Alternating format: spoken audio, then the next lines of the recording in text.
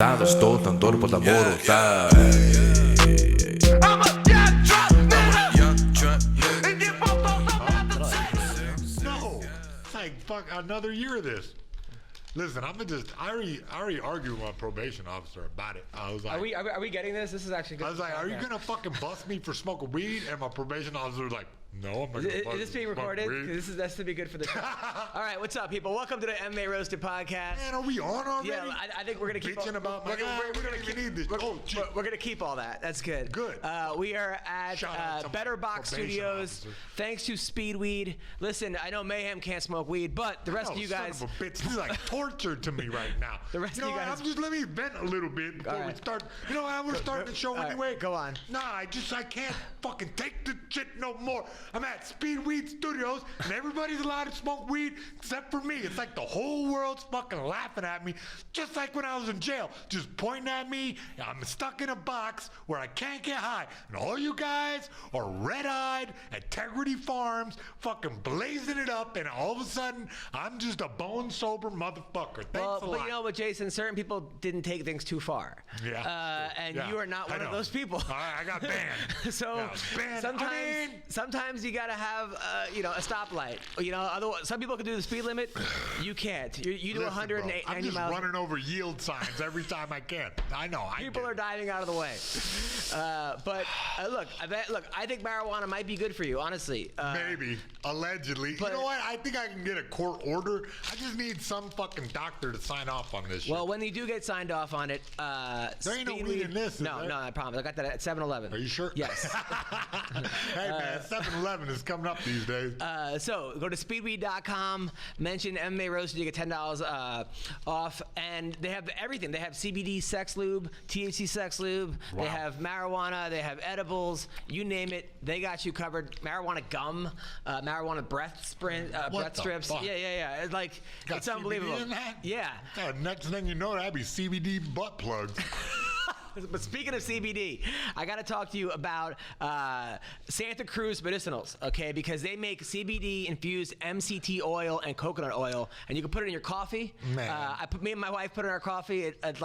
It's great. My whole day is better. They also helps you with sleep. They have deep sleep capsules and adaptogenic mushroom capsules. What the fuck, man?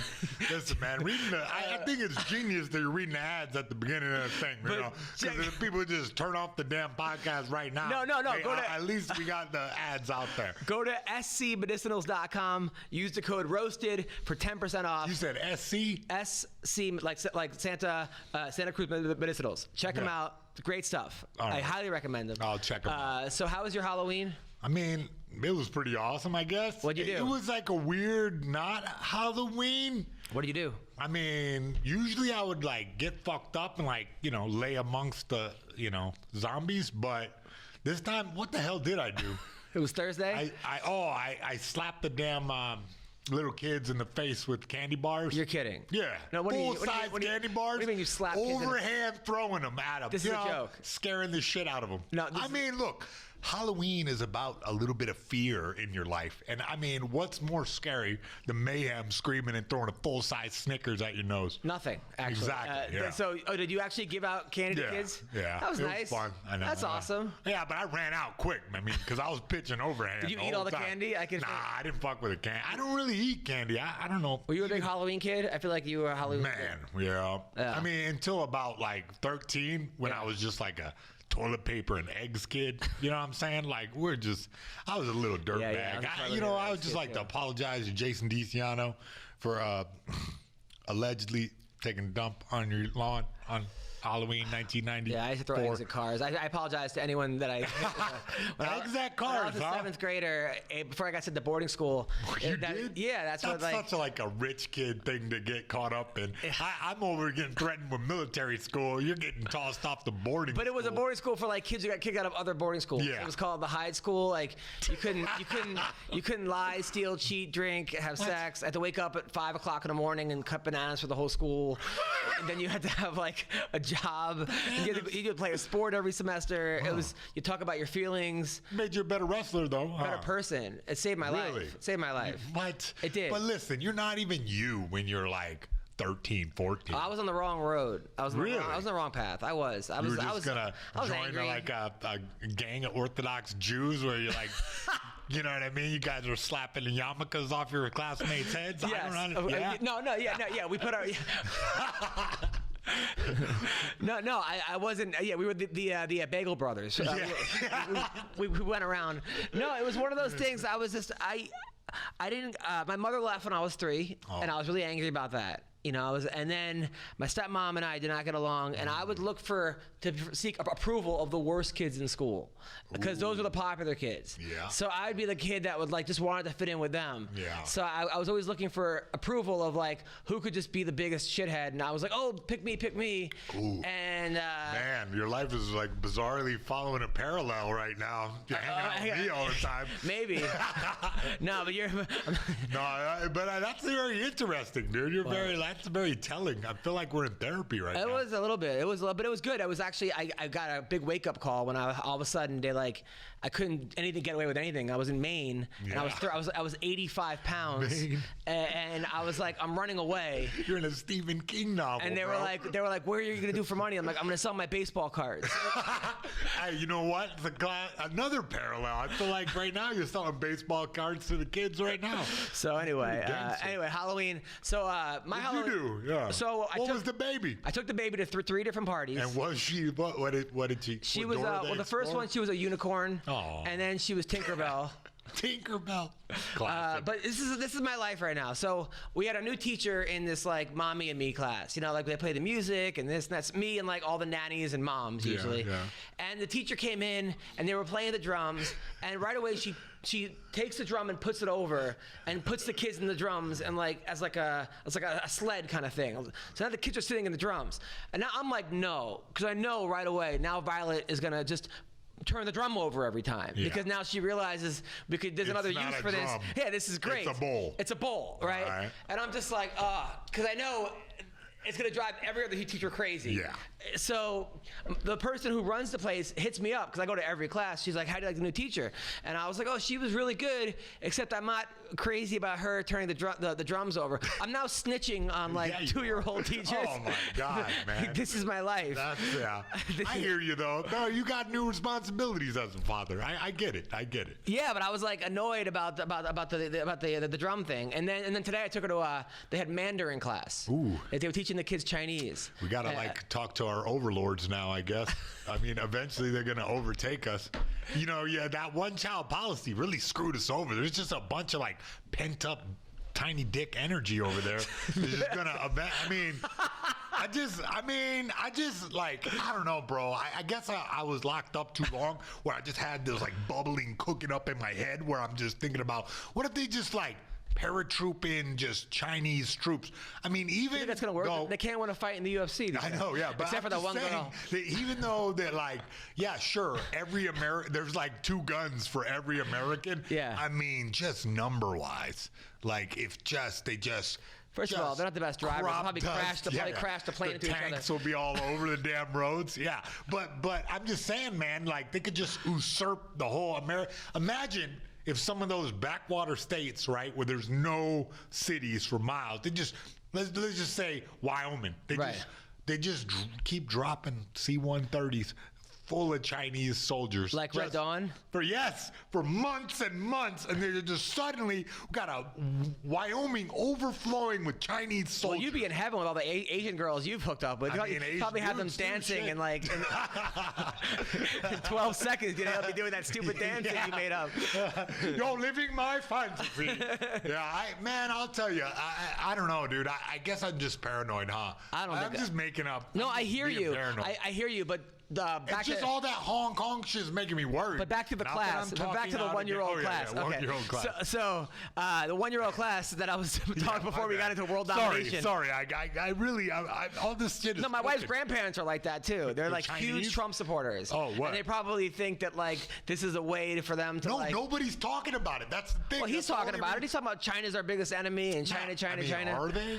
I don't know if they are or not. That's what Trump keeps saying. However, you try to teach. It's hard enough to teach kids English that are one. Chinese. Teaching them Chinese. Pretty rough. Kids are running around, taking all the woman's props, putting it over their heads. Yeah.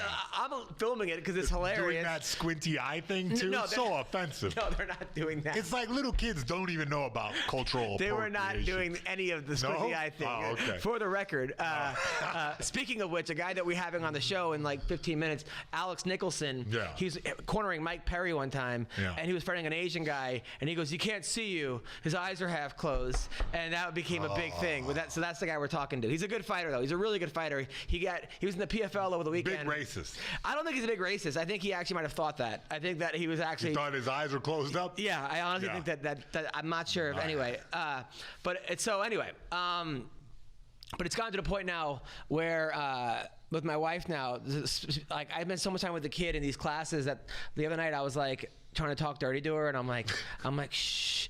I'm like, I want you to clap your hands so I know you're happy. Like I was doing the. If you're happy and you know it, clap your ass cheeks. Like, That's rough, bro. That's rough. Hey, man, you know. So, by the way, did you watch the fights over the weekend? Yeah, I saw. So I didn't see them all. To be honest with you, I was real running around like a chicken with my head cut off this weekend. It was fun. So Nate Diaz fought Masvidal for the baddest motherfucker. I know, yeah.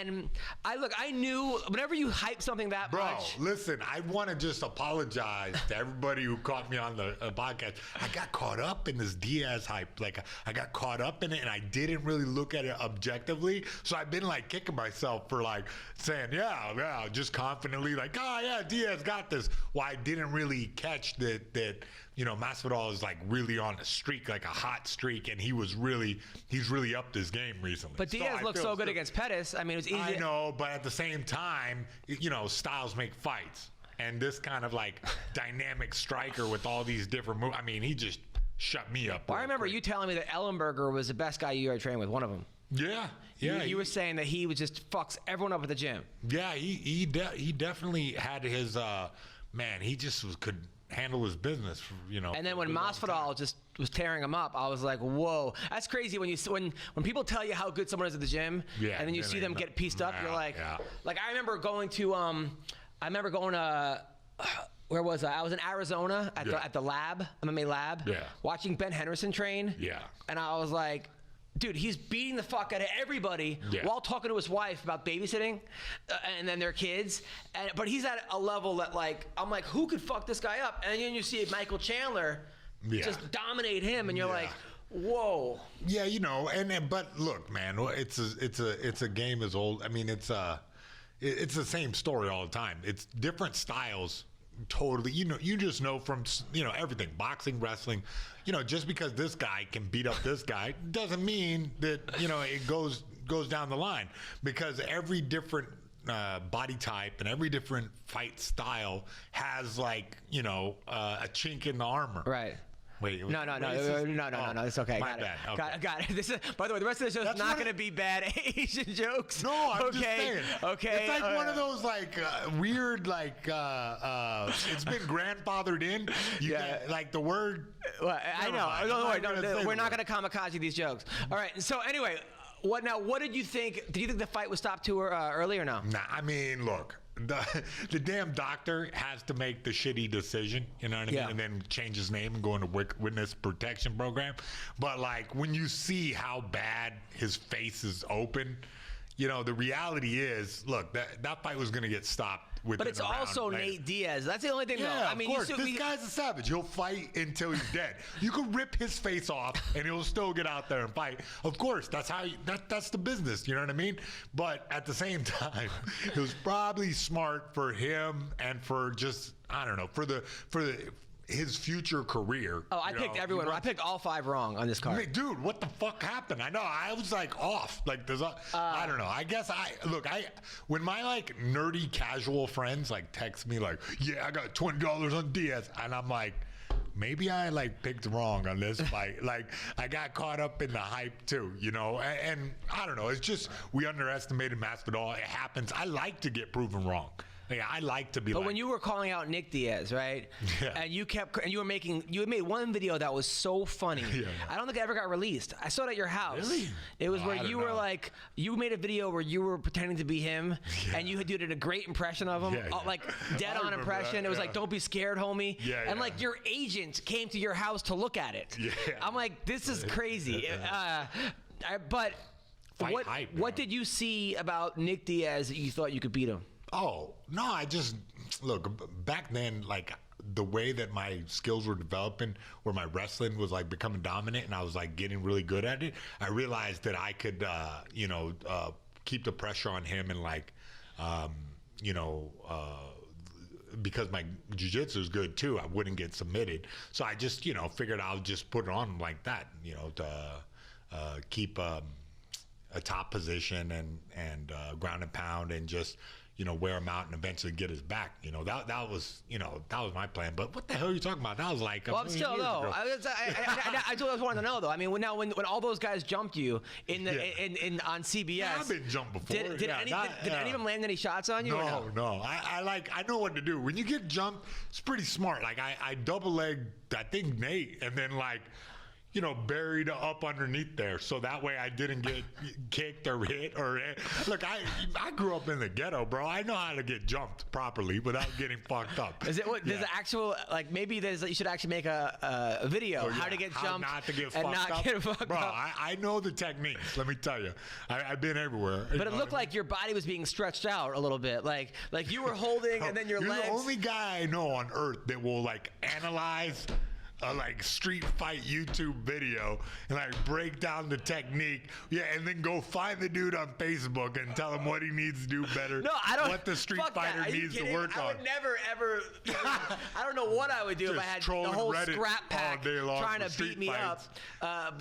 That was crazy. I mean, but it just seemed like you were like holding on to one of them, and then the other guys had your legs or something. Yeah, and yeah. it was like. The security guards were in it.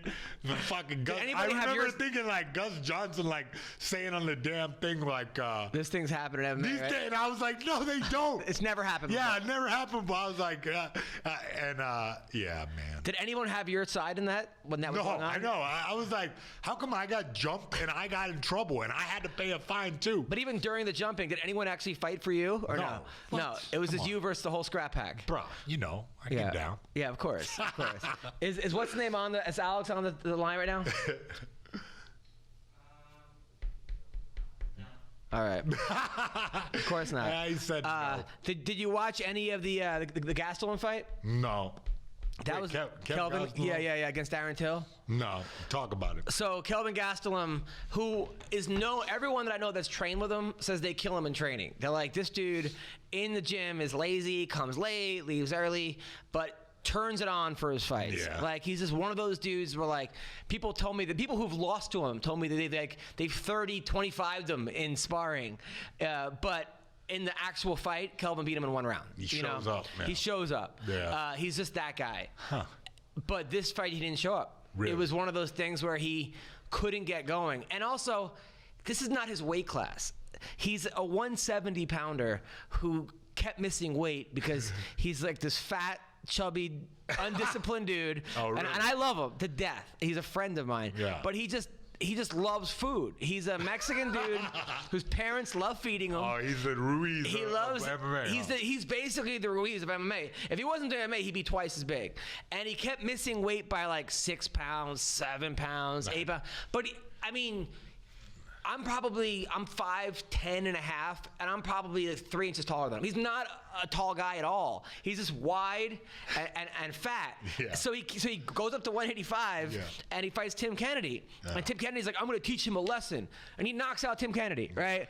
And then he goes and knocks out Bisbing. He's just a And talented then dude. Yeah. he's a great boxer. He was a state champ wrestler. Wow. And people in Arizona said he was a guy that like everyone was like, he was like the 8th seed in the tournament and like won the whole thing. Dark horse. He's a guy that always performs. And then after college, he became a bail bondsman. Nice. And then he dropped out of college because he missed his mom, missed his dad, missed his mom, moved back home with his sister and his mom. And he's one of those guys where like he was supposed to fight Cerrone in MSG. Yeah. And he missed weight. Yeah, I And remember. then he said his mom yelled at him like for missing weight. But You realize how young he is? Where's he training? Who's He trains over at Rain or at the old at King's MMA. Really? Yeah, Awesome. and No wonder. Yeah, that makes sense.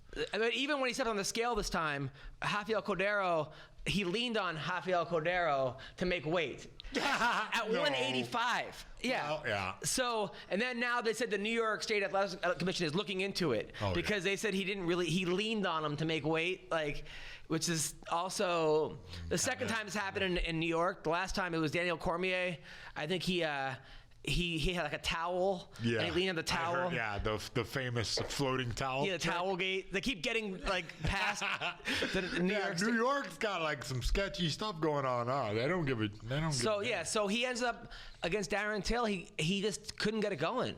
Oh, really? He's a guy also never uses. He has short arms. Yeah. And he should not. So when he fought Chris Weidman, he got fucked. He dropped Weidman. Weidman came back and submitted him, but it looked like a good small dude versus a good big dude. And I do fear that he beat Jacare.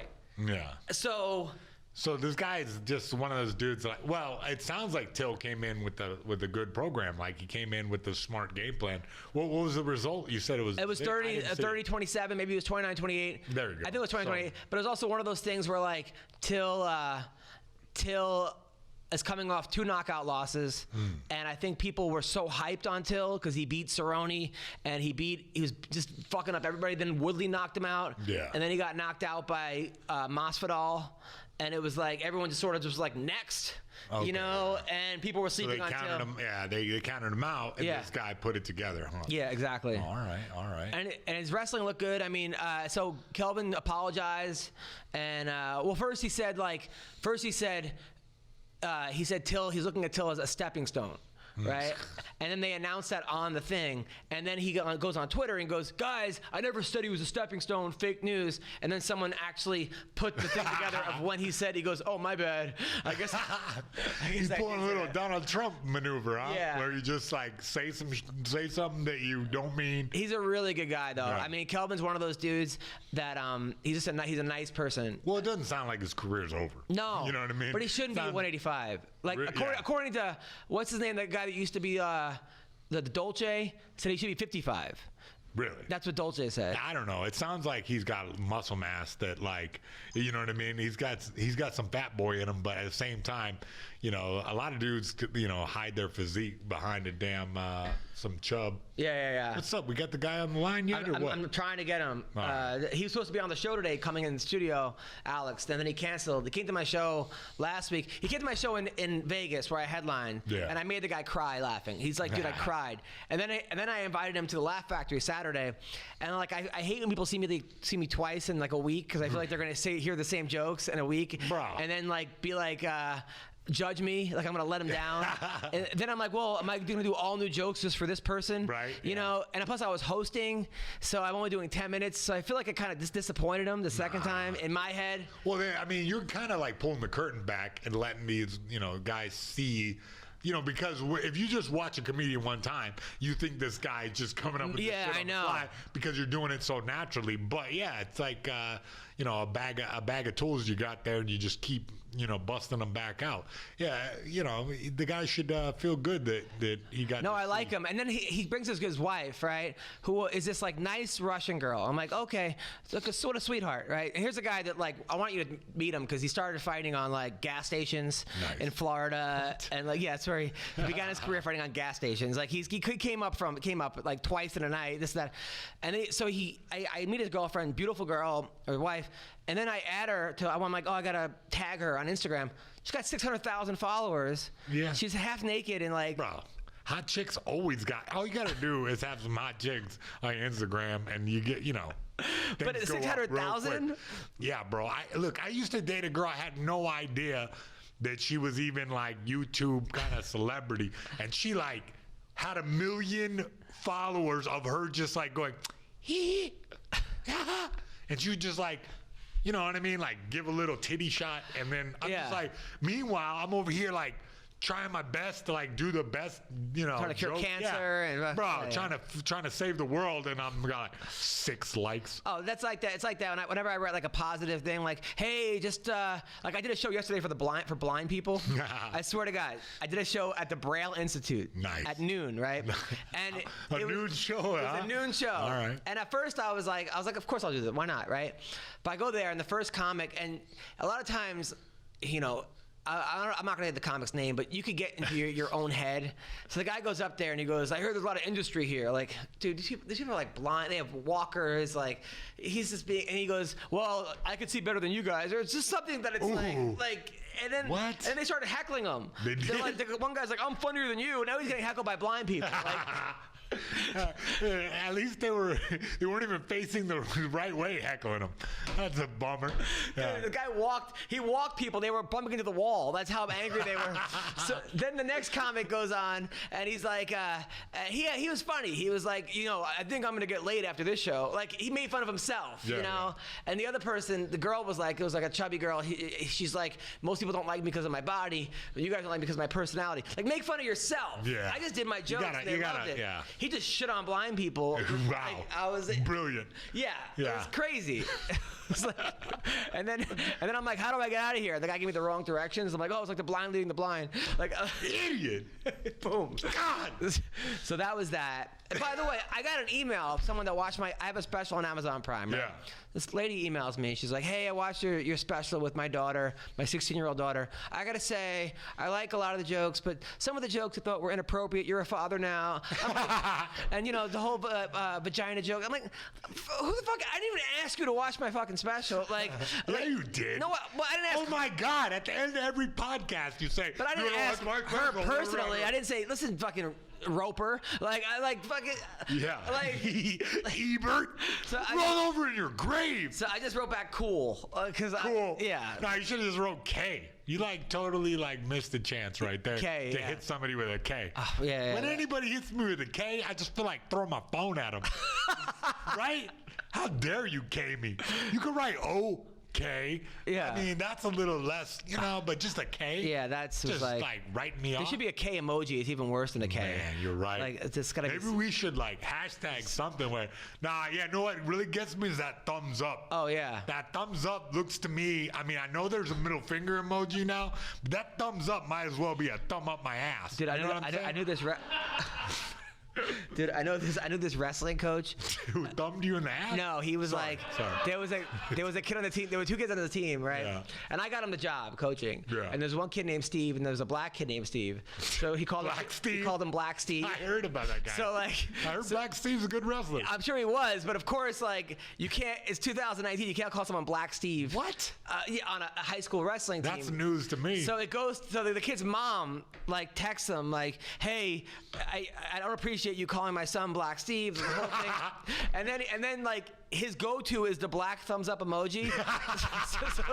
So he gave He gave it to her, not even realizing that he did that. Bro, I always, am I racist? Now you're making me think I'm racist because I always use the black juggler emoji for happy. What, a black juggler? There's a juggler, and if you click and hold, you can get the black juggler. For some reason, I feel like a black juggler is happier than a white juggler. I don't think I've ever even seen a black juggler. Is that racist? No. I've never seen a black people are too cool to juggle. I've seen black guys juggle white chicks.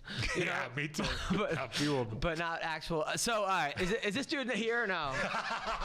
Bro, why are you trying to avoid talking about the real issues that matter? Black Steve. Black Steve, yeah.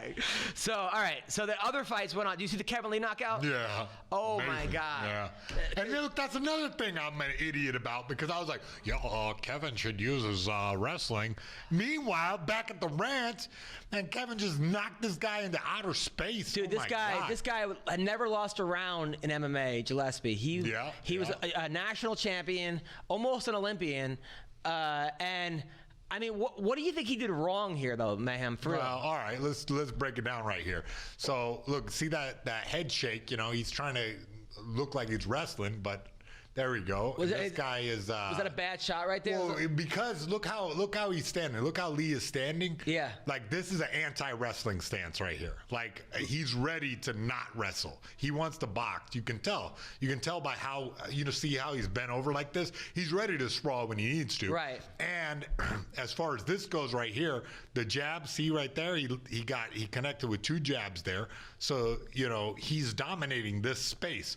Now instead of Gillespie, see he gets tagged right there too. So what should Gillespie be doing here? Well, I mean, I think he should change his style.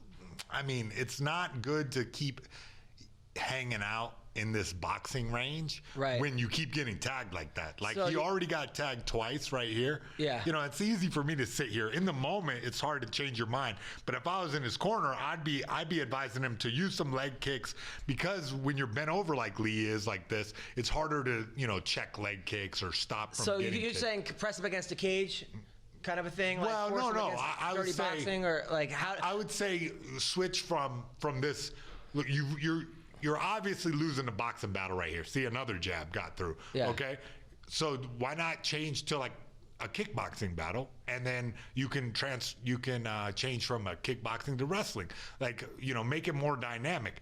But he's staying in this range, and see that kick right there, kind of like.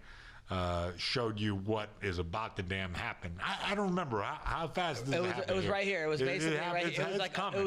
It was a lead left kick to the head. I know. Yeah. No, it was a hook, and then it was a right. It was kind of a right and then a left. Right. It was a right and a left kick. Left kick. Yeah. Yeah.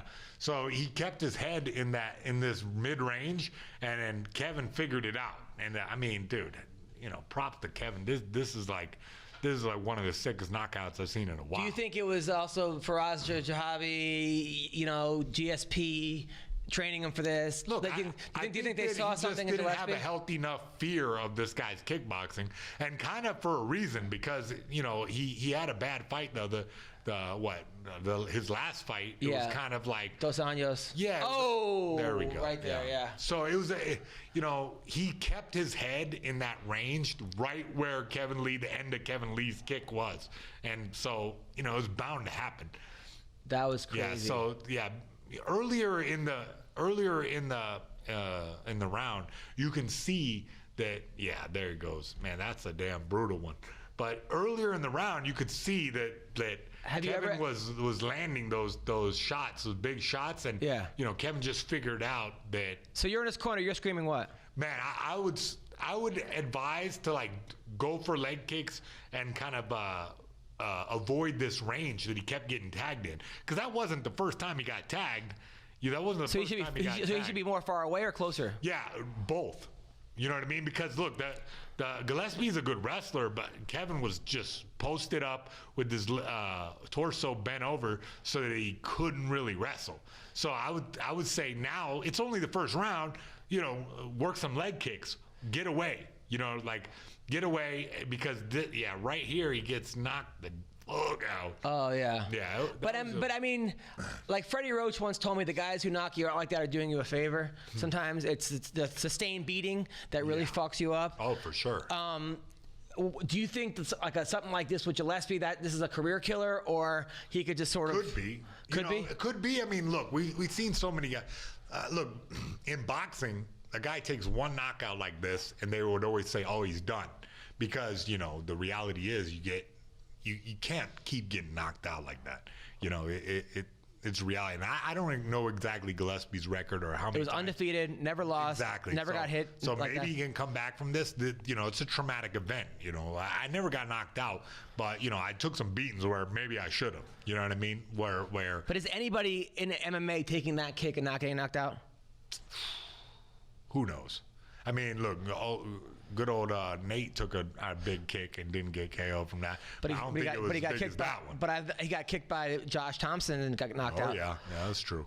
But different people's chin Even if he had his even if he had his hand up though, would that have prevented it? It's possible. You know, who knows how hard that kick was? It looked really hard. But if you look here again, this right hand, and then the fact that he shifts his weight like this, I mean, that kick wasn't even at the height of its strength. I don't think. I think a few inches more to the right, it would have been. So like Gillespie here, should Gillespie's hand be up? Of course, but he was taking a goddamn hammer from that right hand too. You know, you maybe just that kick by itself wouldn't have KO'd him, but the fact that he got his head jacked over to the left by that right hand, and then, you know, because I was trying to think, what could Gillespie have done differently? Like I said, if you would have stayed at his head, see as his head stays in this range, he already had taken some damage from punches earlier in the round. Yeah. And I mean, you know, people think that it's just one kick that knocks you out. Yeah, maybe, but also he already took abuse earlier in the round that definitely contributed to this knockout. Yeah, that was a tough one. Yeah, it's crazy. Yeah. I mean, man, Joe Rogan just shit his pants. I mean, that was nuts. Yeah. That was reminding me a little bit of the Mark Coleman. Oh yeah, I know. Bit old Petey, huh? Yeah. That was Pete Williams. It looked kind of like Pete Williams. Yeah. Coleman, but that one, Coleman was like dead tired, and just, this was like so early. I mean, so early, but like I said, you know, earlier in the round, he took some damage. Well, there were a lot of guys that they said hype trains derail. I don't know if it's a hype train derail because, you know, Gillespie's a national champion. You don't get to be a national champion in wrestling without being able to come back from beatings and coming back from it. Just the guys. But at the same time, I don't know if he's ever ran into a guy with the power like that. You know, Lee actually hasn't really showcased his power until this fight. Really, I mean, he has in the past, but not like this. He looked, and you know what? The thing about he was at Extreme Couture, but he was getting his boxing by Dewey, and Dewey was in a corner, but he seemed like he is also a guy that was heavily on social media, fighting with everybody for a while, and then he took a break, got off social media, got his life kind of together, went to Toronto. And a good example of sometimes what to do if you're too much in that. Like, I mean, Ben Askren, I love Ben Askren, but I feel like he might have been better off not trolling people and this and that. Because it seemed like before Twitter, it's a new world, where guys have to balance their fight careers with this social media. And, the UFC wants the guys on social media and wants the guys hyping their fights because, that sells tickets. But I've seen guys lose fights and before they ever in the locker room tweet out, "Sorry guys, I let everybody down." And I'm like, "You didn't let anybody down. Get the fuck off social media. You're doing fine. Everybody's going to live. You did your best. Shit happens." Yeah, it's a new planet out there because, just look at the culture in general. The people are like, they're reporting that the kids' suicide is way up. Because everybody's putting their, and I was guilty of it too. Now I don't give a shit. I'm not really on there. But when you have this constant stream of dopamine, where you're looking at your feed and you're like, oh, cool, and then you put your, you put all your value into this social media, this crazy, interactive experience, and then you get all this negative feedback. It's just, dude, I'm guilty of that. It's unnatural. It's an unnatural thing. Dude, you know how many YouTube comments you know how hard it is to get everybody to tell you you're a piece of shit, back in the day before social media. Now everybody with the damn thumb can tell you you're a piece of shit. I was worried about you for a second, for a while. But oh my God, I remember you saying, "I'm closer to the people on the internet than I am to my real friends." Bro, I was like, listen, Mayhem, the that's people not real. on the internet are not, they're just behind us eating popcorn, watching this. Your real friends are the ones telling you, get your shit together. Yeah, I know. I know. But when you and I was an early adopter of all this technology, where you jump feet first into this fucking internet, and I feel like I got burned a lot, so that other people could kind of figure that out, and I hope people now realize that how social media can affect you, negatively, and people are. People haven't. Even me. Even these we put up things on YouTube. I go there. I put it up on YouTube. It takes me hours to upload it. All this shit. I put it up there, and people write, "I'm only here for Mayhem. I'm only here for Colby." Keep posting, kids. Why do you have to let me know? Dude, I'm giving you a free show, giving me free Mayhem, and then and they're like, still complaining. What do you want from me? Like, I'm like, thank you. Okay, you don't like me. If I great. Everybody likes just you, watch bro. the fuck. I'm Everybody only likes here for you. man. Well, I guess if that's the only thing they can come up with, it's like fine. But it's like I don't understand that mentality. I don't think I've ever in my life commented on anybody's YouTube channel ever. Because I know most people don't comment. I don't even want to log Look, in. Yeah, Like, I know. I don't even know my password. I didn't even know my Instagram password. Fucking, Still. but it's like fucking people tell you I'm only here for Mayhem. Okay, you're on. Great, you're there for Mayhem, but you're here. You're still here. Like fucking Sons of bitches. It's annoying as fuck. Another, they say hype train derailed. You see the one with Johnny Walker? Yeah. That fight? Yeah, what happened? Like, I So don't Johnny understand. Walker has this guy who's just been murdering people. Yeah, I know. I mean, knocking people out left and right. Just killing people, this Yeah. dude.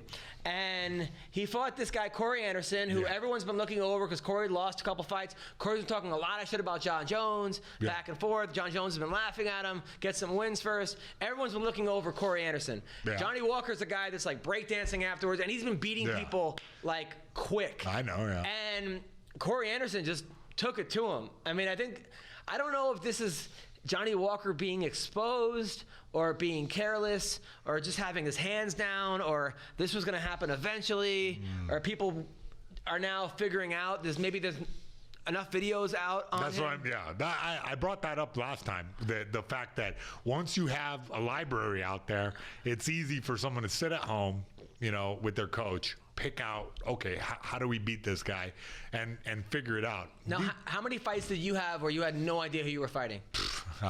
Back in the day, all the time. Back in the day, I would show up. Yeah. Now, some people think this was stopped too early because, but. I mean, I could see it, kind of, and then Corey apologized afterwards for the way he reacted. Well, in the heat of the battle, I think hype. Yeah. But at the same time, I mean, there's a case to be made that stopped early. I don't know the 205-pound weight class. But see the way his hands are. Yeah, I mean, he's not defending himself at this point. But. Do you think this is a case of like an Anderson Silva thing where like he's doing everything wrong until it doesn't work anymore or until he gets caught? Because even like at the beginning of the fight, rewind it for a little bit. Please, Gage. Thank you, man. You're the best. He starts off the fight. His hands are like he's doing this weird like capoeira thing almost Really? where he's like he's like kind of like karate style. His left hand is totally down. Yeah. His head, he's moving his head, but he's like, I'm gonna have fun. He's always laughing, having a good time. This other dude's hands are right up. Yeah. I mean, you can't. He's just like, all right, and eventually that style, I think, is gonna get you caught unless you're Roy Jones Jr. and this is 1995. Look, once you kind of master the rules, you can bend them and you can break them. But I mean, that really didn't serve him. Yeah, being cocky, sometimes cost you. He went right over it. Right? Yeah. I mean, do you think he planned that? Like I said, it looks like he planned that. I mean, it wasn't like. He seized the opportunity. Anderson looked like he seized the opportunity and just went over the top. Because if the guy is flailing his arms around like that, go over the top of his hands. It looks like he came in with a good game plan and gave him the business. He did, and then now Anderson then says to Dana White, "Why are you looking me over? Blah blah blah. Yeah. I should be next to John Jones." Meanwhile, at the end, he did some kind of dance when they raised his hand, and then John Jones captioned the thing and did that emoji with the hand across the face, like, like please, like what are you doing? Like this dance, and then Jones was making fun of him for what his he did some kind of weird this. No, but it gets even worse. He does some kind of weird thing, and then John Jones is just making fun of him. Well, good. I mean that's what needs. I don't know if he's. He could be John Jones, but I wouldn't mind seeing it, to be honest. It seems like everybody falls apart when they fight John Jones. Well, John Jones is so dynamic. He has so many different styles, and he's such a versatile fighter. That thing he did something weird. It's kind of weird shimmy. I forgot what it was. It was like, but Jones put it I forgot. He makes fun of his dance. Yeah. Hey, you know what? If he has if he can beat up John Jones, I'd like to see him dance. Of course. Jones is one of those guys that it's like you tell the kids, I always tell my kids, look, there are certain people in this world that cannot study and they'll get A's. They cannot train and they have great cardio. They cannot do this. No one in this room is like that, including me. But the guy, John Jones is that guy. But well, I mean, but also you can't say that the guy didn't study. No, he works hard. The guy hard. works hard, No. and he's exceptionally But a lot of his talented. teammates have told me that he doesn't really work that hard in the gym.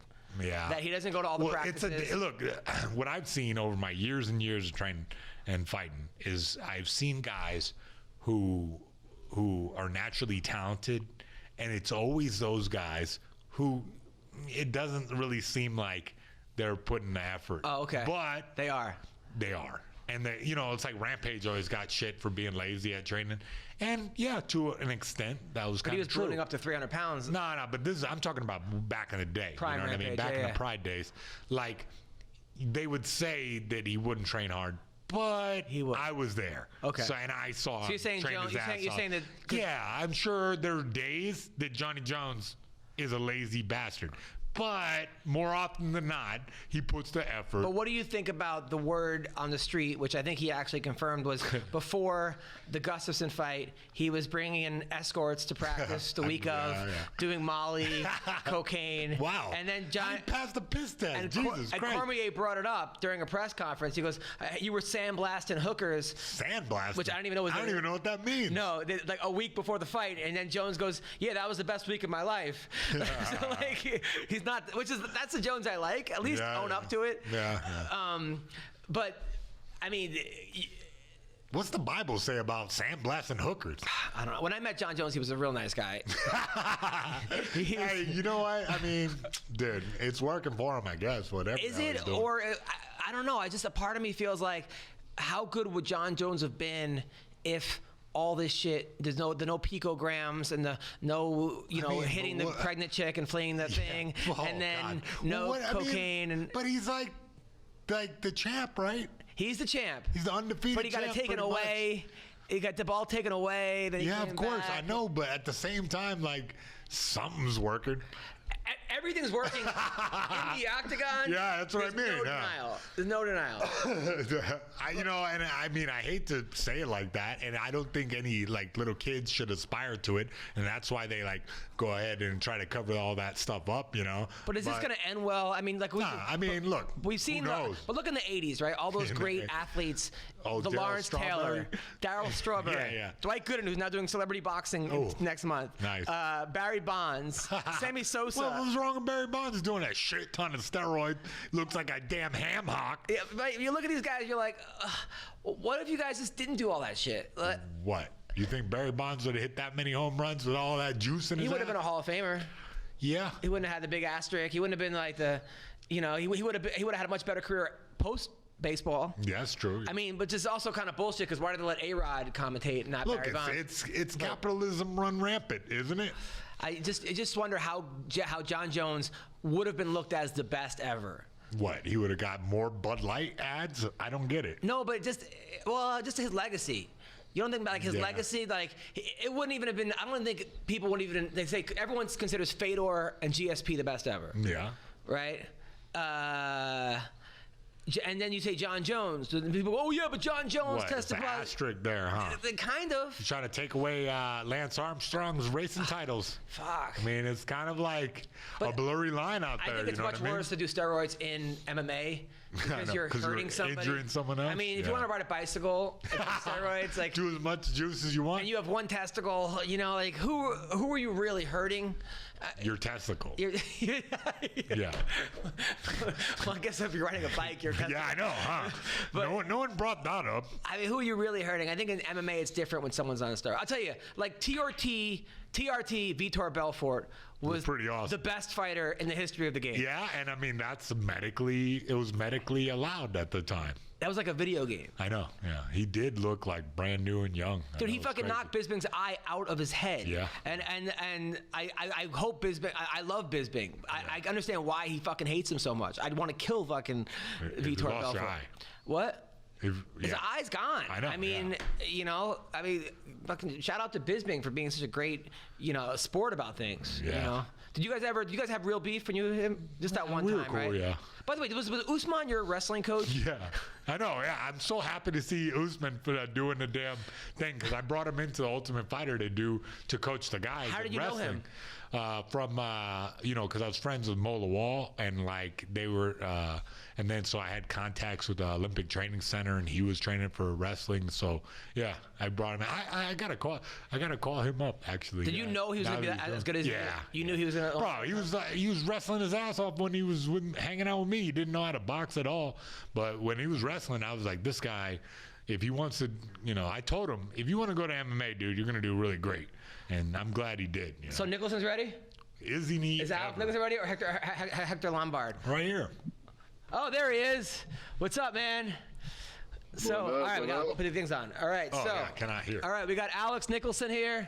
How are you, man? I'm doing well. How are you guys today? Good. Now, I met Alex at the comedy club. He came. This dude's one of the best.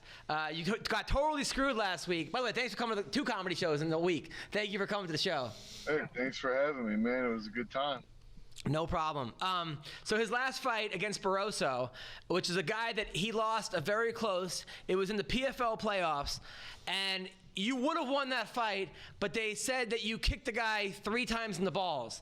But when they actually slow motion, it was really only 1 time, right? Ball don't lie, man. What? Ball don't lie. Ball don't lie.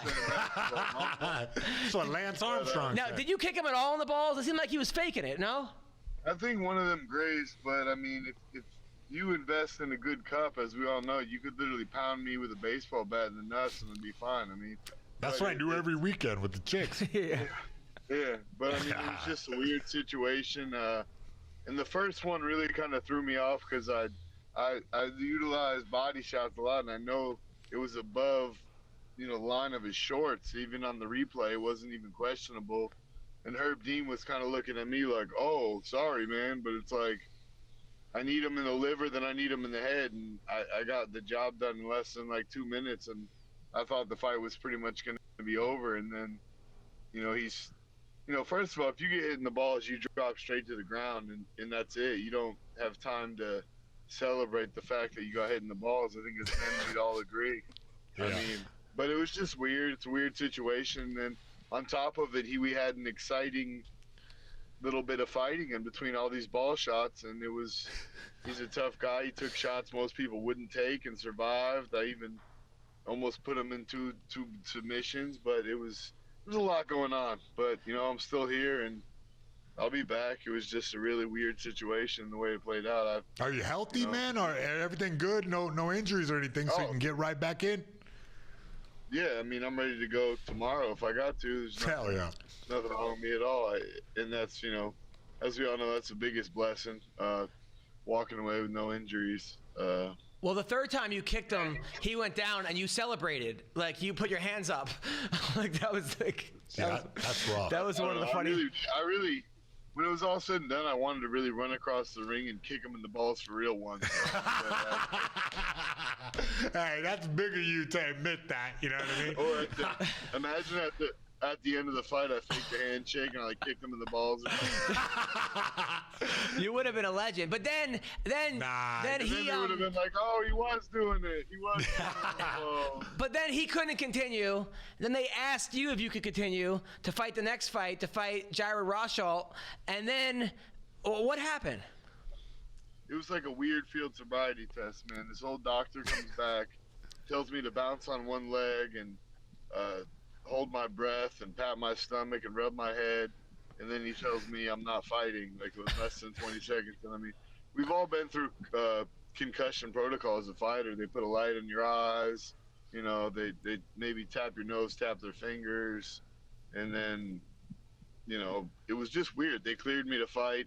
They told me I'm fighting Jared Rosholt, which is like, sweet, I get to go unwrap a Christmas present and then fucking cash a check. Yeah. And then it just was all taken from me. I pretty much had to be escorted out of there by the Nevada police for telling me I can't fight. I was ready to fight. And then Barroso, who, he should have gotten Emmy for his acting, he was ready to fight too. And then they, Now, were you running down the hallway and they were like, had to contain you? What was the reasoning? I don't understand. Yeah. Well, apparently they said I was concussed, and then I went to the doctor, and I got evaluated by 3 real doctors, and they all said I was good. I mean, I got it. I'm gonna actually put in a complaint, and file the fight to be issued a no contest because he clearly faked a lot of those groin shots, and then the commission just didn't have my back. I mean, I don't know what was going on. 2 of the doctors told me I could fight. One of them told me I couldn't, and then they said I couldn't. Everyone was running around back there. The Ishii guy was like, "Oh, I'll fight." And like, we were all kind of just, Dude, well, I mean, look, the thing about you, man, is PFL was like, let's send the most entertaining person we can out there, and what I like about you though is that you were like we were like in the caveman days. You'd be running shit. You're just like a savage. Like I was telling Mayhem, you started fighting at gas stations. What's that about? Yeah. Well, I mean that story is a little crazy. It was a small town fight. Me and Mike Perry were fighting a couple of amateur fights back in the day, and there was the Mount Dora Sports Bar, quotation here. It was an abandoned gas station lights. When the pumps were gone, they set up the ring, and hell yeah! It's a pretty good card. We all threw down out there. It was an exciting day of fights. And then there was one guy you were telling me that like your dad was like, the guy was like 80 pounds heavier than you, but your dad was like, you better fuck this guy up. He was like the what happened there? They tell me to come in as close to 170 as I can. I think I got to 178, and then the guy I'm fighting shows up like 218, and I'm like, well, damn. He didn't do a good job. We fought, and then my dad's like, well, if you lose, you got to walk home, and I won. So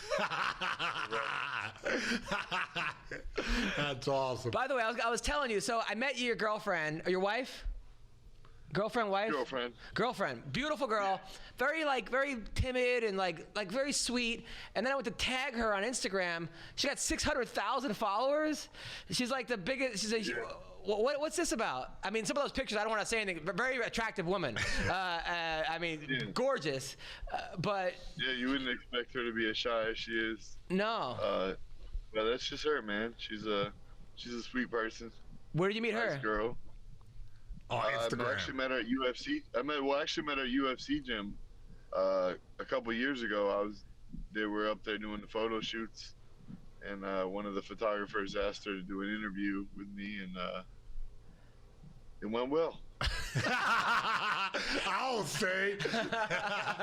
Hell yeah, bro. Living the dream, this guy. So now his fights, by the way, either he knocks the person out, which is almost all the time. Yeah. Or a couple times he gets knocked out. Like your fights almost never go to decisions.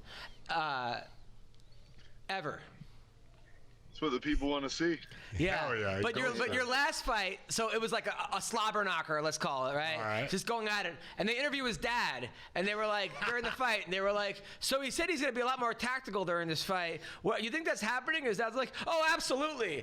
Meanwhile, they're just like going blow for blow. And then I'm like, dude, that's crazy. Yeah. Yeah, he said that, it was the first time they mic'd him up like during the fight, so he said it was like a lot going on, so he was trying to watch the fight, and they're asking him questions. He's like, yeah, sure, whatever, okay. Yeah, it was so funny, dude. Was your dad like a big part of you getting into fighting? Like what part does he play in your career? He used to kickbox in the PKA. Hell back yeah. in the day. Oh man, I know that one, yeah. He taught me and Mike Perry how to kickbox. When me and Mike started together, Mike was pretty much mostly a boxer, and I was a basketball player. We'd been in some street fights, and my dad helped us out and was honest with us along the way. He didn't know grappling, he didn't know jiu-jitsu or wrestling, so he took us to the right places. And I think that helped us out a lot, because most coaches are, you stick to this, so I'm going to teach you this. And he was like, well, you guys don't learn jiu-jitsu and wrestling, you're going to get fucked up. So Nice. let me tell you what I know. And he helped us out a lot along the way, and I really will always appreciate him for that. He was honest with us. So how you like in LA? It's nice, man. It's different. I'm from Florida, so it's like, the same thing, but there's mountains. I mean, Right. it's cool. I never heard anybody say that about LA. It's like Florida with mountains. Well, listen, Alex Nicholson, man, like I am a fan of yours. I'm telling you, we hung out a couple times. You were the most humble dude. But I gotta ask you, because you were at 185, right? And Yes, now sir. you're 240. Hell yeah. And you're just fucking shredded at 240. How did you do that? Dude, just a lot of hard work, man. Nutrition was key, and I was cutting from 220 to 185. I mean, it wasn't easy. As I got older, the weight cut became too much. And I mean, when I fought Sam Alvey and also Jack Hermanson, I barely made weight. I felt sick, and luckily my body took to it the next day. But I think when I fought Sam Alvey in Mexico, I think I was 216 the day of the fight from Wow. 85, which is the most I ever did. And I didn't feel good till, past 2 o'clock. And I was like, oh man, I got to fight tonight. Yeah. And then with Jack Hermanson, it really didn't play out at all. I went all the way to Sweden, and then I felt like shit. I looked like shit, and he kind of kicked my ass. And at least I have an excuse for it, Well, Well, listen, man. I mean, you start off. You're a Golden Glove champion of Florida. You start out your MMA career 0-2 as an amateur, and then you went 10-0 as a pro. That's fucking amazing, right there. Because a lot of people gotta learn how to grapple. Yeah. Yeah, That's I mean- what you credit. That's what you credit it, huh? You figured out how to grapple that. To be real honest, yeah, like I had to learn how to get up. I mean, an amateur, those guys were like, yeah, right, I'm not gonna fight this guy. Just take me down and effortlessly have their way with me. I mean, I used to see it on this MTV show back in the day. Yeah, They for were sure. also- Yeah. Well, Gotta learn how at to least you were grapple. there Yeah, to it's kick- good, man. At least you were there to kick their asses too. I mean, Yeah. Nice. Hell yeah. it's like, but technique goes a long way. You got athletic guys. You can only do so much if you don't have the talent to go along with it. So Yeah. I do credit a lot of that to the good old sprawl and brawl. Hell yeah. Chuck Liddell didn't have that whizzer, he would have never been who he was. True. It's accurate. This is a wise man right here. Yeah. Yeah. Well, I can't wait for your next. I hope they give you a fight on New Year's Eve of PFL, and then next year you're gonna win that $1 million. They should let me and Barossa just fight to the death. Ball kicks legal. Well, Yeah. well, Yeah, he might not sign that contract. absolutely not. Well, thank you, Alex, for You coming on the stay show, up, man. bro. You stay up. We're looking forward to big things for you, bro. You're doing awesome, man. Thank you guys for your time, man. I appreciate yeah. you guys a lot. Thank you, Thank you, brother. bro. Have a good one, guys. You too. Take care. That's you. a good dude right there. Man. Yeah. He's cool. I'm excited to see his next fight now. You know what I mean? I'm pretty pumped up about it. He's just like a real. Yeah, that's a what man. a good dude. It's a man's man, right? Look at that beard. Jesus that Christ. beard. I didn't want to fanboy on his beard too, babe.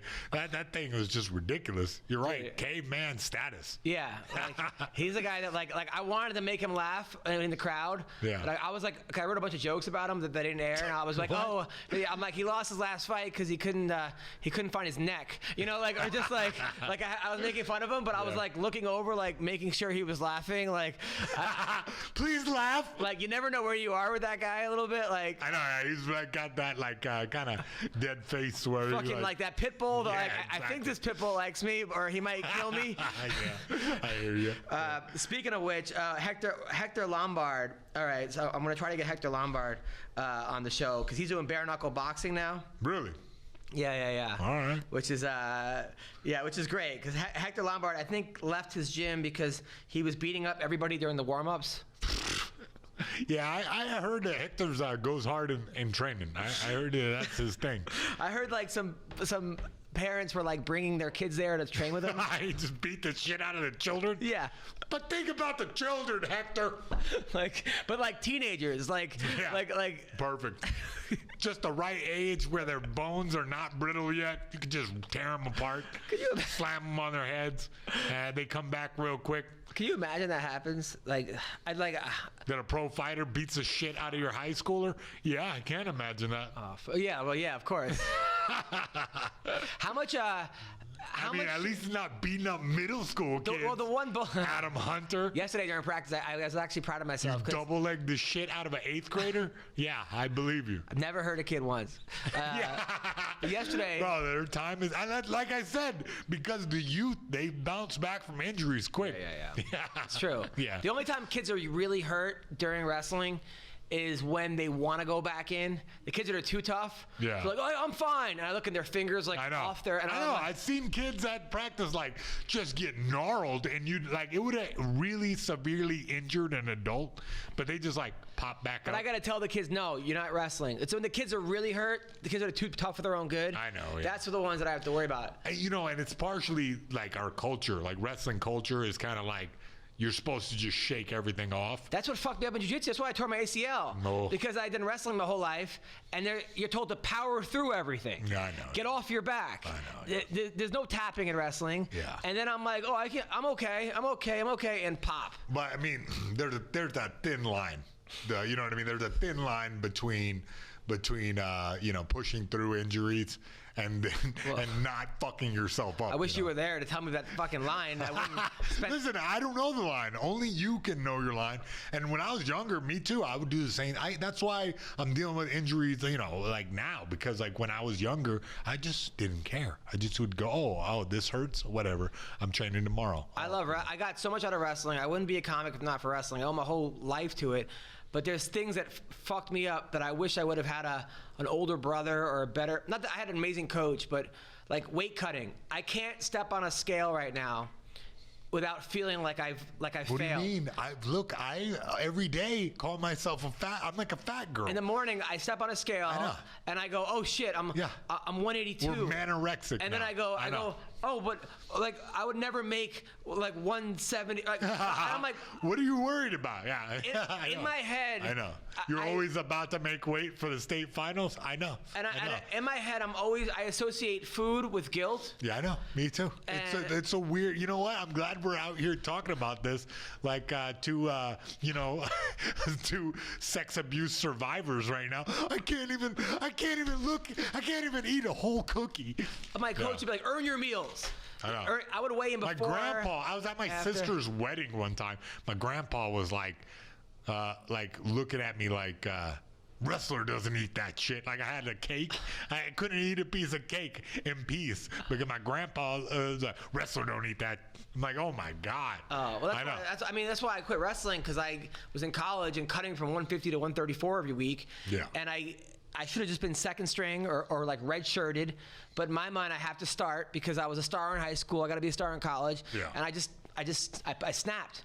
I didn't have... You just drowning your pain in Dr. Pepper. I'm sleeping with like 8 layers on to sweat out, or the windows open and shivering in upstate New York, so that I would like... Drinking your water out of your toothbrush. Spitting. If I brushed my teeth, I would gain a pound. I know. Because the water from the toothbrush would absorb. I must have the worst breath ever.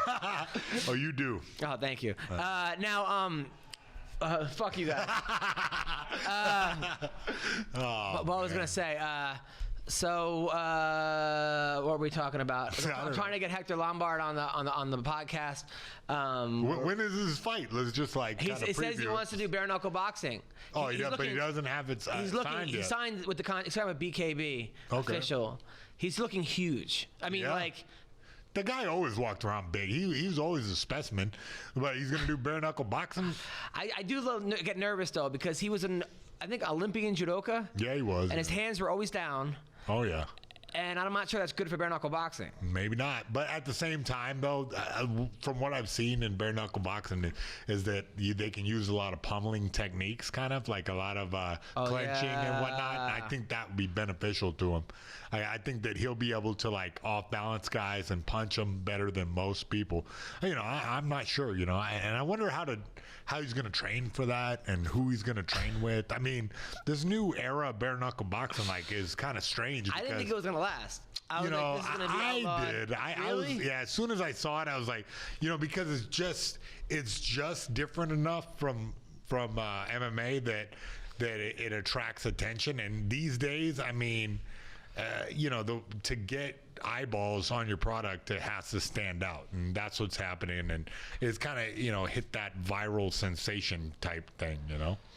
Well, so this Friday night, John Salter, who's awesome, is fighting Costello Von Steenis in Bellator, who's 12-1. Great pronunciation. Bro. I don't know who that is, but King Mo's fighting. Nice. I kind of wish he wasn't.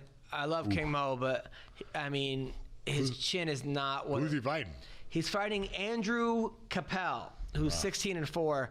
And look, I'm a huge King Mo fan. Yeah. I think King. You trained with him, right, before? Yeah. I think King Mo is one of the coolest, best people. Just a nice guy. He's great. And he's everything. All right. But King Mo, in his prime, was the guy who beat Musasi. I know. And King Mo is 21-9, and he lost 3 fights in a row, all by knockout. Lost to Ryan Bader in 15 seconds, lost to Liam McGarry, lost to Jerry, I don't know, Prochaka, that's my point. He beat Rampage his last win, and he lost to Crow Cop. He got knocked out. So he lost 4 out of 5 by knockout. It's a rough business there, bud. But he's made a lot of money. Yeah. He's just really good in TNA wrestling. Yeah. He's an announcer. He's a charismatic guy. He is. So why is he doing this? I don't know. What do you think? Money. Oh, okay. Fame. Misses it. Doesn't want to go out on a loss.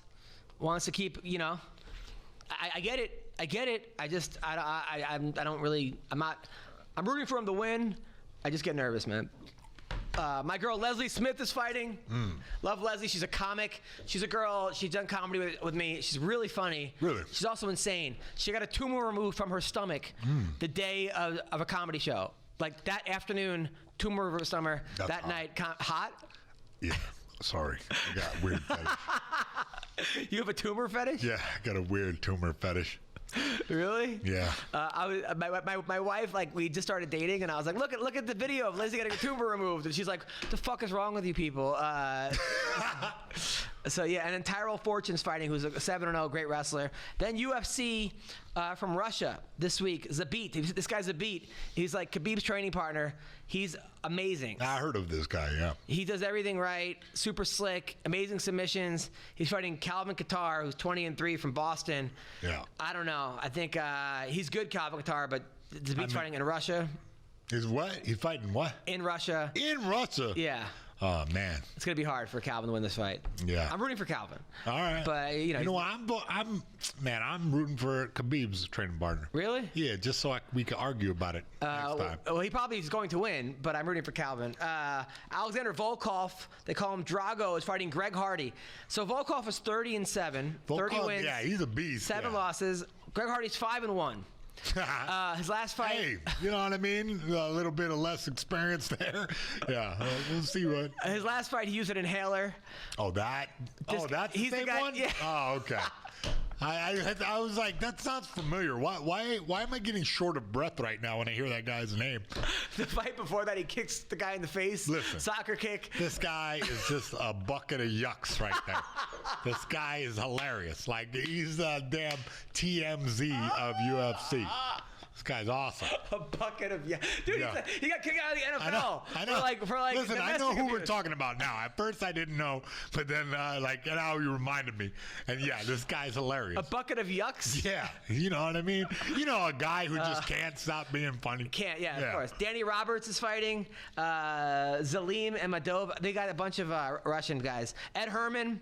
You know Ed Herman, short fuse. Hell yeah. He's fighting a guy, Cletus Ibrahimov. Cletus. Who's 8-1. Cletus. Khadis. Khadis. My man Anthony Rocco Martin, whose name is Tony Martin, who was dating Kayla Harrison. You know who Kayla Harrison? So this girl won the Olympics twice in judo.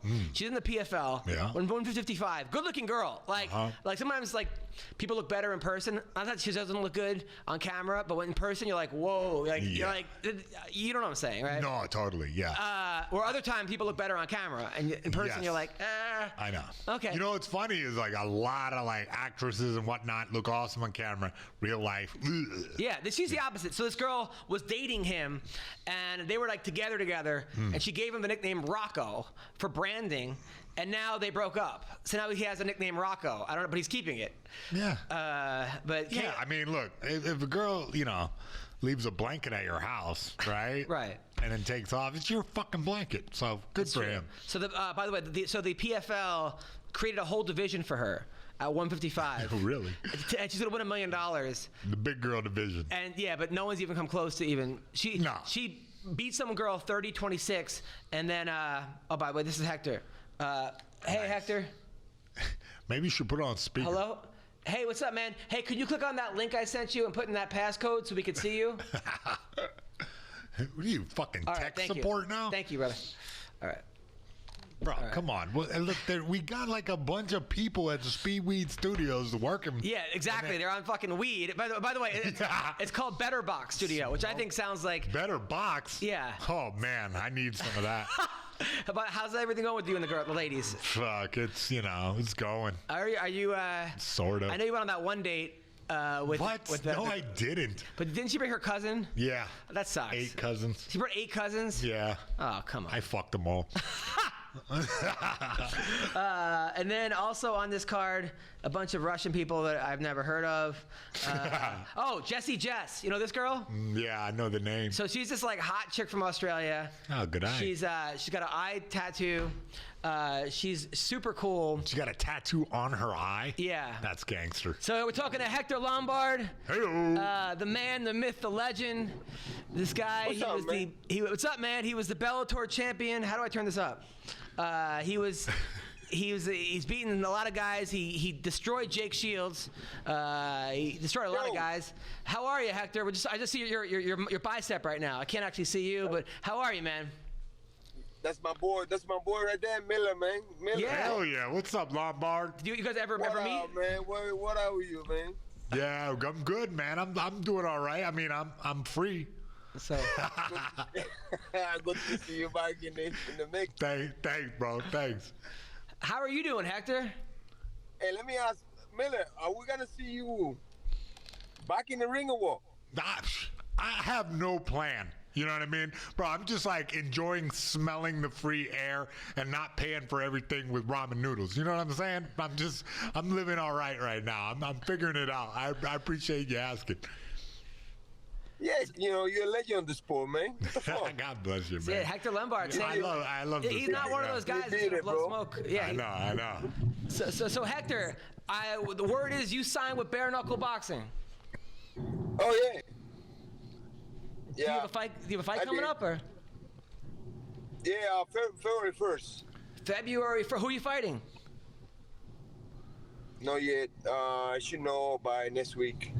Now, how do you train? Now I know that like a lot of times you're so good at judo, you're an Olympian judoka, but you hit so hard, but your hands sometimes are a little down. Do you have to keep your hands up for bare knuckle boxing? Yeah, I think so. Awesome. We'll find out. We're gonna find out. Yeah. Now, how do you train for bare knuckle boxing? Just train normal, like everybody, like I've been doing. Yeah. All right.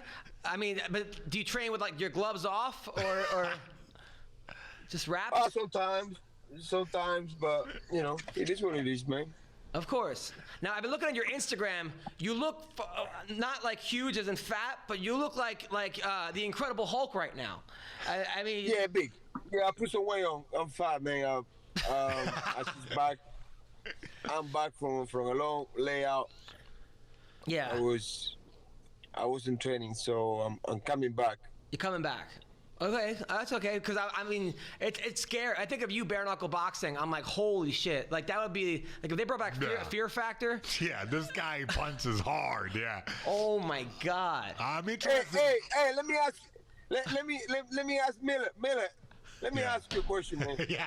I love that Lombard comes on the show and starts interviewing me. You gotta let me What's be. up, man? You gotta let me be me. Go ahead. Go. Hey, man. I want to ask you why you did with that amazing program that you had, that everyone used to love it, Yeah. and somehow you just kind of like disintegrated. What happened? What happened to? Oh man, that's a long form question right there.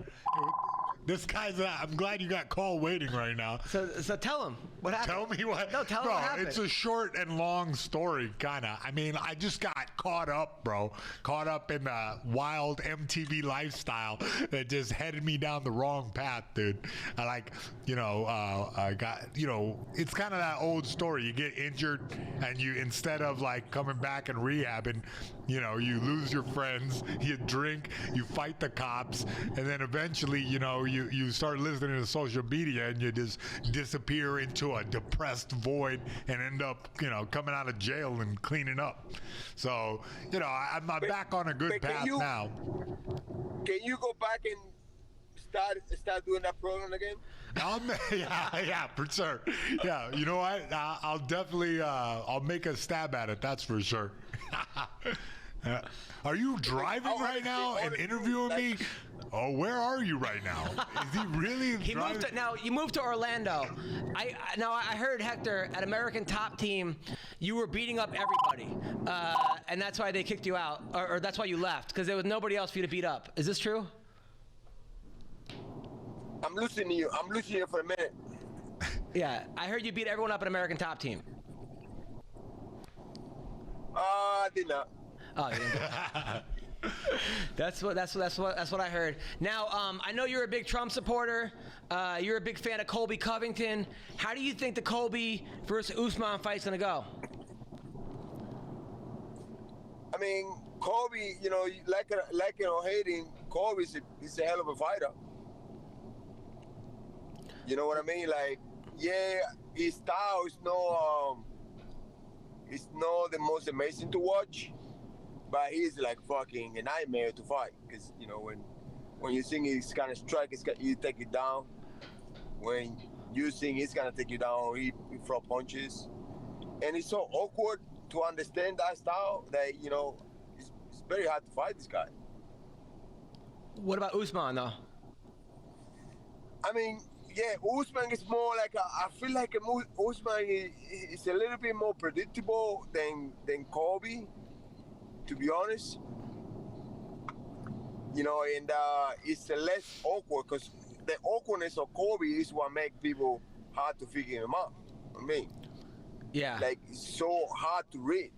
You don't even expect this kind of throw a punch, and next thing you know, he's throwing you a punch. Right. It's just like it's hard to read.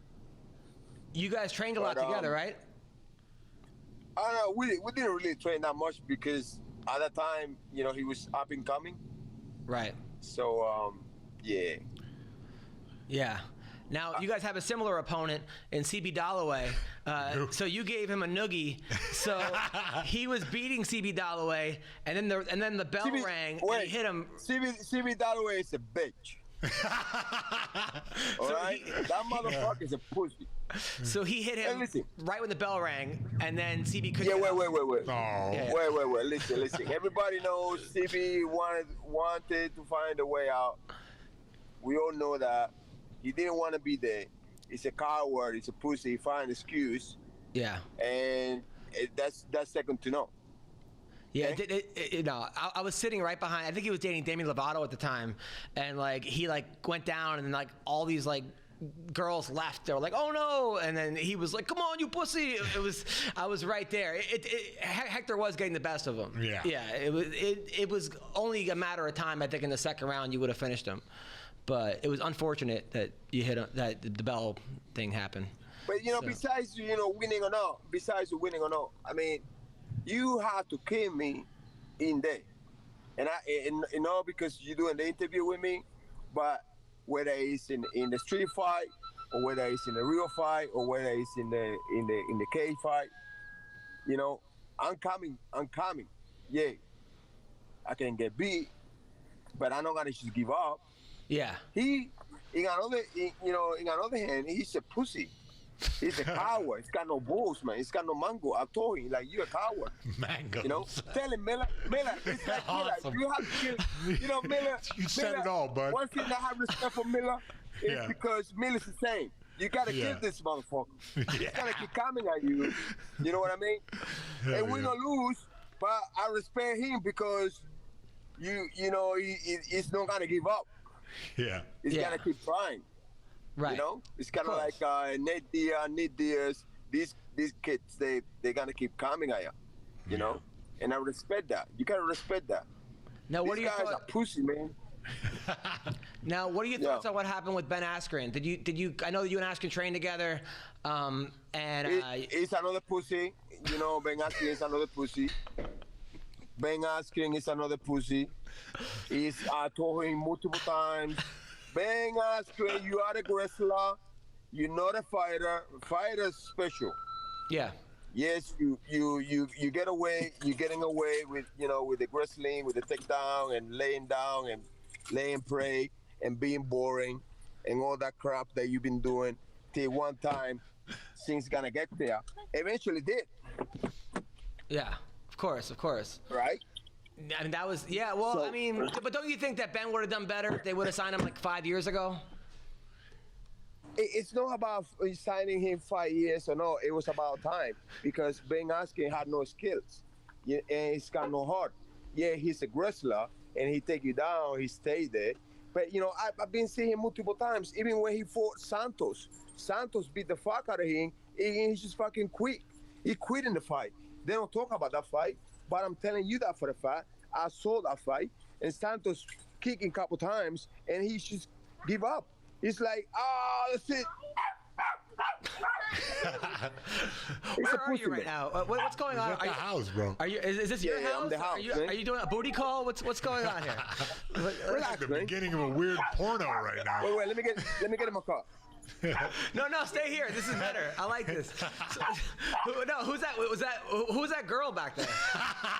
That's my girlfriend. Is it the girl that Hey, used to say be in hello. Bella's? Oh, hey, how's it going? Hi, good. How are Hi. you? Good. How are you? No, not that girl. No, he's trying to fuck around. I'm a different girl. He's fucking around. No. We like you. Gotta We be like- trouble. Don't get myself in trouble, bro. Welcome to Cheaters. No, look, we can. No, no, I'm kidding. I didn't. Don't hang up, dude. No, she's pretty, man. Good for you, Hector. Hello. See, you fucked up, bro. I didn't Why- fuck it. Oh, no, there we he's go, back. there we He's go. back. She's pretty, man. Good for you, man. Yeah, what about me? I'm pretty too, nigga. Yeah, he is. Yeah, but she's a little prettier. So you're training in Orlando. Did you move to Orlando because of her? No, I'm not training Orlando. Oh, well, where are you training now? I'm still here in Boca. Oh, you're in Boca. Okay, the last time I was in Boca, I texted you like, oh, I moved to Orlando. No, I was in Orlando totally because I was for the bare knuckle. Oh, the bare knuckle. Got it. The bare knuckle fight was in Orlando. Now, are you gonna fight Vanderlei But Silva? hey, listen, wait. Let me go back to Bang because I want to finish with Bang. Ben I Askren, got haven't it. finished with Okay, sorry about that. Go ahead. Okay. Bang Askren is a pussy. He's a wrestler. And he's got no mango. I'm gonna Miller, put that in Miller, come on, mangoes, Miller, bro. take- I'm take busting this that in there. motherfucker Got no mangoes. This motherfucker got no mangoes. This he's podcast gold. Yeah, he is. He- Oh, he- good. Hey, Lord. Miller. Yeah. Miller, tell these motherfuckers, man. They don't understand, man. Like, it's two different types. Yeah. It's two different types. One guy, he pretends he's a fighter, Yeah. and another guy who is a fighter. Yeah. Ben Askren is a pretender. Yeah. Listen. No. He pretends he's a fighter, but he's not a fighter. Now, Hector, I had heard Yeah. that someone was mad at their son, and they brought their teenage son to spar with you to teach him a lesson at American Top Team, and you beat up some teenage kid for the guy's dad. Did that happen? Say it again? I heard someone was mad at their kid, and as punishment, they made him fight you at American Top Team. Is this true? Mad at my kid? No, not your kid. Like someone was mad at their own kid. Like they said, "Hey, your punishment is that you have to spar with him." because they were being a jerk. The kid was being a jerk. That's a joke. That didn't happen? That's a joke. Oh. No. I thought he was about to say that kid has no mangoes.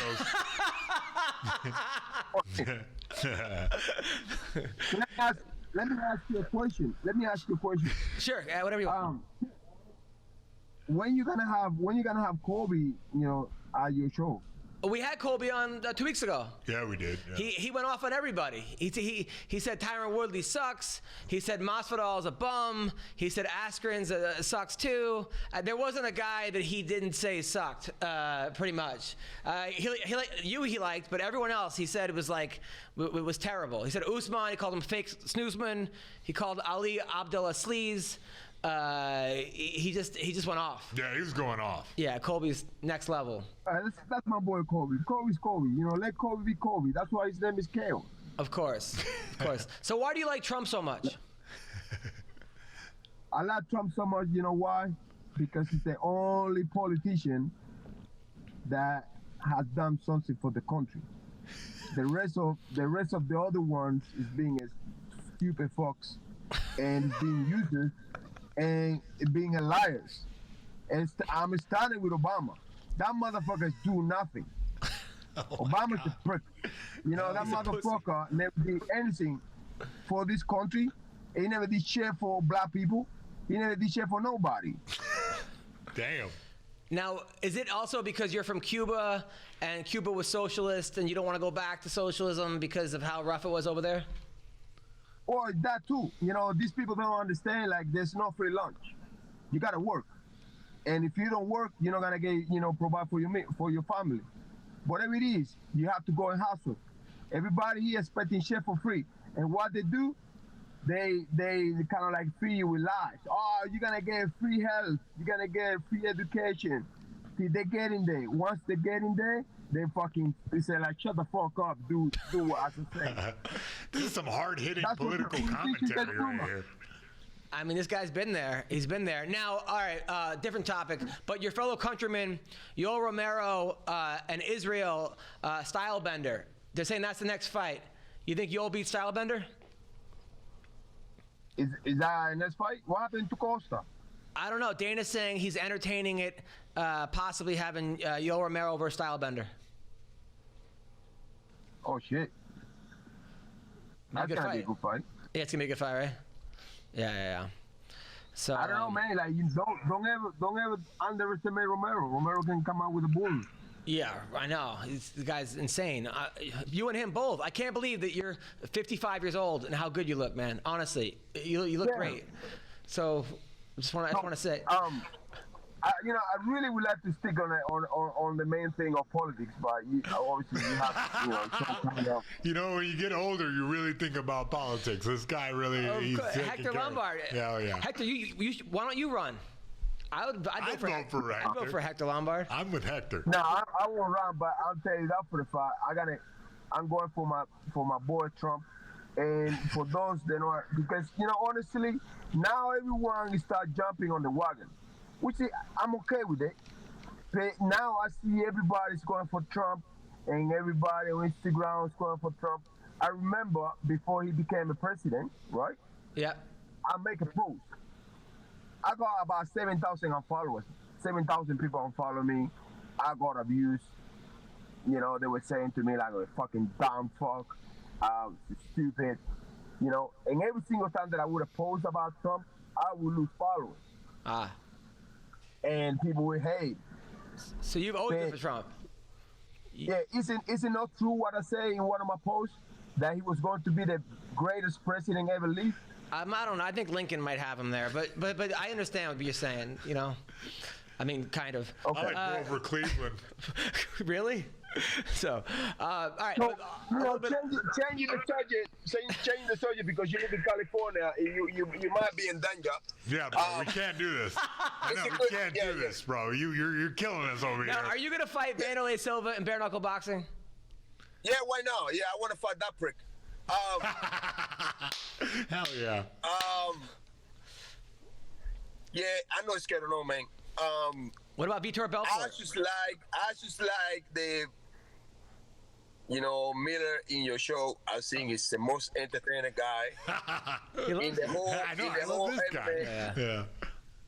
No, hey, listen. No, I'm saying the truth, man. Like I'm honest as you get. You know me, and I think that you are a very, good entertainer. Well, God bless you. You entertain people. No, this year you always been entertaining people since you started doing your shows. Thanks, man. I appreciate it, and that's why he keeps bringing it back, I guess. Of course. Of course. No, I really wish he would have you because he would add a stake to his company. I think so. I think that's what we're doing now. As soon as he slowly started cutting out all the extra dudes in here. Now it's just me and you breaking it down. Absolutely. Absolutely. And we used to do this on the jailhouse phone every day. So Mayhem, it's kind of like Mayhem was a in jail. continuation of this. He did a year and a half in jail. He called me every week, and I would give him updates about what's going on in life and how MMA and stuff like that. I actually pay for the calls too. I know. I owe you a couple dollars. Honestly, I think MMA roasters should have you as the main guy. And to be honest, I have to say this because you are on air, right? You are we on air? Yeah, well, we're recording. We're not live, but this will be up to, tonight or tomorrow. Unless he edits you out. No, absolutely not. No way. I most say this, Mike. Jason Miller, he was the first motherfucker that started this shit with entertaining and TV and reality TV, and the rest is a fucking copy. Yes, it's true. It's true. Yeah, they're all copying. Oh man, I'm glad somebody is fucking. He's getting very fired up about it. Hell yeah, I'm saying the truth. I don't fucking lie here, Mike. No, you don't. You know what? I remember like it was a long fucking time ago. I was in Australia at the time. Yeah. And Jason already had his own show. Yeah. I remember, back in the day, And it was super fucking successful, Mike. It was. It was the biggest show. I know. Now, are you in Woodley cool now? You and Tyron Woodley, you guys make up? Nah, okay. Hey, no, I'm with Jason now at the moment, Mike. the rest, right? The rest is copy. I see like, every single person out there, they do like those little shows, those little interviews. All of that is a copy of fucking, he already was doing all that shit 10 years ago. It's true. Yeah, it's very true. Very true, Hector. This is very true. And nobody talks about it. Nobody. What's the name of this other guy? This guy that he sometimes he does a podcast with Joe Rogan. Brendan Schaub, that guy? Yeah. He, you can see like he really studied you, Mike. Yeah. He really studied you, Jason. Yeah. Like he copies you, all these interviews with him, eating with other people. All that was Jason. He would go and take the people to eat it. My God, he's inspiring me right now. I got to get back out there. This is Hector Lombard. I know, I love it. Yeah. He speaks the truth. He speaks. Honestly, man, that motherfucker. He should have give you a freaking a royalty for that stealing your agree. ideas. Right? Royalty Schaub, checks. he fucking owes you. Yeah. It's All true. right. It's true. Oh yeah. He was the first guy to do it first. I agree. Hector. By the way, have you seen how Hector looks lately? Dude, he's fucking. Look at this. He's a beast. He's always been a beast. Yeah. Yeah, dude. So, honestly, man, you had no idea, man. Like these motherfuckers, they're all copies, man. They copy and pass. Copy pass. I haven't been impressed. I haven't been impressed in any of those fuckers. All right. Yeah. I haven't been impressed in any of those fuckers like they're doing interviews right now.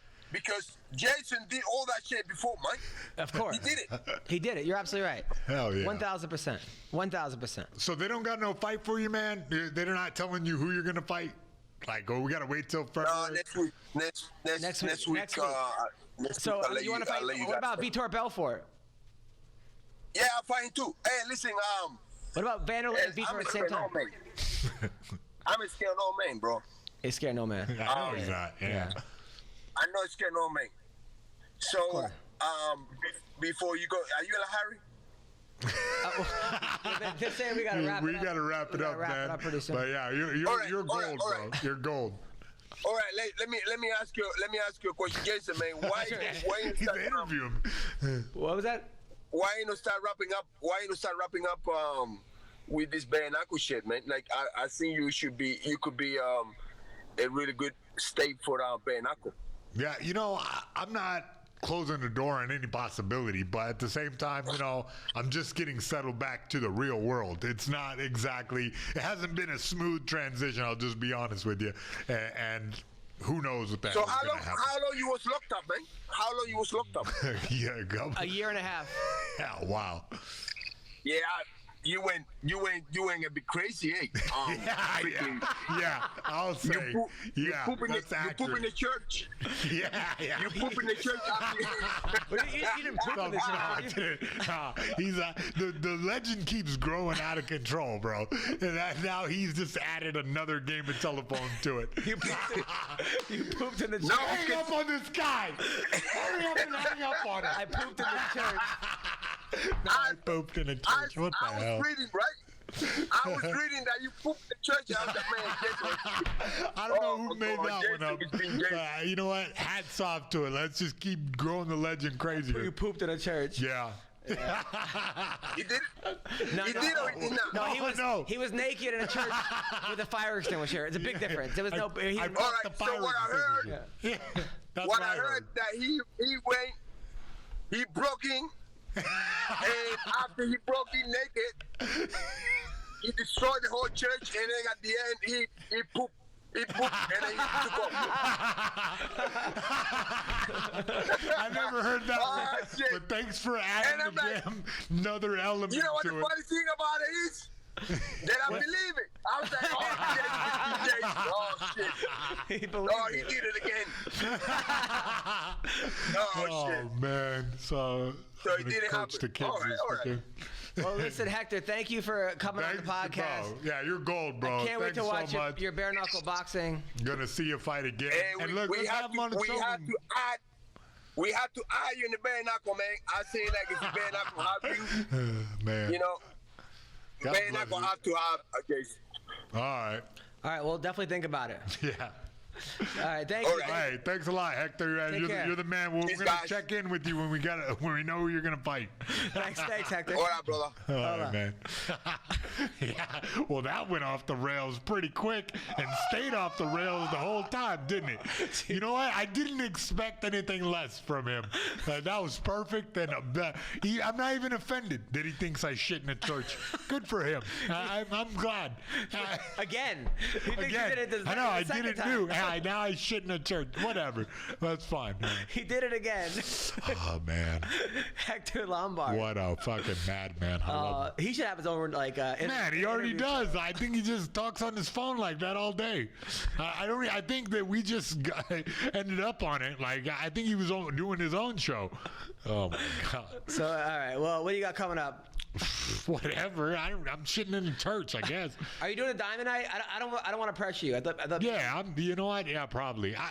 Look, I don't have a lot of material, but I'll do it. Just you being there is, I think, is it a positive experience? Yeah. Okay, then you do it. All right. I don't want you to feel pressured or. No, I'm good. Yeah, I'm just getting my feet under me. It's Cool. like a whole new world out here. I went away for a while and came back. The whole world's on fire. It's like there's like Literally on fire. strippers or like rappers now. Like what the fuck? Like that's what's going on. And fat strippers at that. You know what I mean? And then what? And then everybody is arguing on. Yeah, fat strippers are the new rappers. You talking about Lizzo? Yeah. The fuck is that? The fuck happened? She took a DNA test and she's that bitch. Yeah, apparently. All right. Well, I will be next week. I'm going to be in Greenland. Are you buying it for doing Trump? Comedy for the U.S. military. Nice. What? I'm doing the Caribbean. We have a base there? I didn't even know that. What the We are. fuck? We're Then everywhere. November 20th, I'm at the Miami Improv. 21st, 22nd in Key West, Comedy Key West. December 9th to the 15th, I'm at the LA Comedy Club at the Stratosphere Hotel. Thank you for listening. Thank you to Better Box Studios. Thank you, Gino from Speedweed. Thank you, Hector Lombard. Thank you, Alex Nicholson. Yeah, Thank you- Nicholson, Thank you, yeah. Mayhem. Take care. Have a great week. God bless. Sto tantor po ta moro.